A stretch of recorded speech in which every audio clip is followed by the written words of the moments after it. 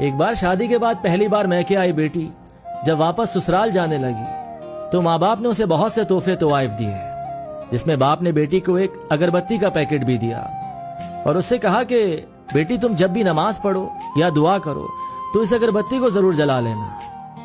जैसे ही वो ससुराल पहुंची तो सास ने बहू के घर से आए तोहफों को हसद भरी निगाह से देखा और जब उसकी नजर अगरबत्ती के पैकेट पर पड़ी तो मन ही मन में हंसने लगी कि भला कौन सा बाप अपनी बेटी को तोहफे में अगरबत्ती का पैकेट देता है। सुबह जब बेटी नमाज के लिए उठी तो उसने बाप के दिए अगरबत्ती के पैकेट को खोला तो उसमें से एक चिट्ठी भी निकली जिसमें लिखा था कि बिटिया, ये अगरबत्ती खुद तो जलती है लेकिन अपनी महक से पूरे घर को महका देती है।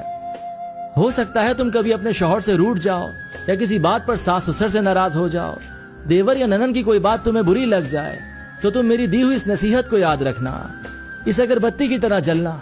जैसे अगरबत्ती खुद जलकर अपनी महक से दूसरों को तरोताजा रखती है, उनको सुकून देती है, इसी तरह बेटी तुम भी सह जाना। अपने ससुराल को महका समझकर अपने अच्छे रवैये और खुश इखलाकी से उनके घर के सुकून की वजह बन जाना।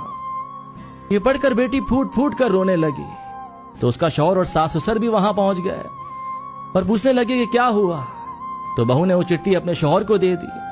जब शौहर ने चिट्ठी को पढ़ा तो सबकी आंखों में आंसू आ गए। सास ने अपनी बहू को गले से लगा लिया और अपने बेटे से कहा कि इस चिट्ठी को फ्रेम करा लाओ, ये चिट्ठी किसी बाप का अपनी बेटी को दिया हुआ अनमोल तोहफा है।